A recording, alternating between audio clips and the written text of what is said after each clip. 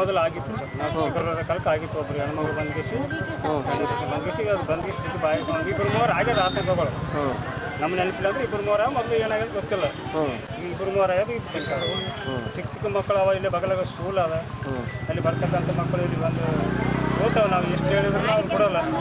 ಅವು ಹುಡುಗರು ತಮ್ಮ ಆಡ್ಲಕ್ಕಂತ ಆಡ್ಲಕ್ಕೆ ಈಜನ ಆಡ್ತಾರೆ, ಎಗ್ರಿ ಆಡ್ತಾರೆ. ಮತ್ತು ಅದು ಸ್ಕೂಲ್ ಮೇಲೆ ಹತ್ತಿರ್ತಾರೆ ಒಳಗೆ ಬಂದ್ ಮಾಡೋದು ಸೂಕ್ತ. ಅದು ಬಂದ್ ಮಾಡಿಸಿ ಇದು ಯಾರಿಗೇನು ಬೇಕಾಗಿಲ್ಲ, ಸ್ಕೂಲಿಗೆ ಗ್ರೌಂಡ್ ಇಲ್ಲ, ಅದನ್ನು ಮಾಡಿಸ್ಕೊಡ್ಬೇಕಂತ.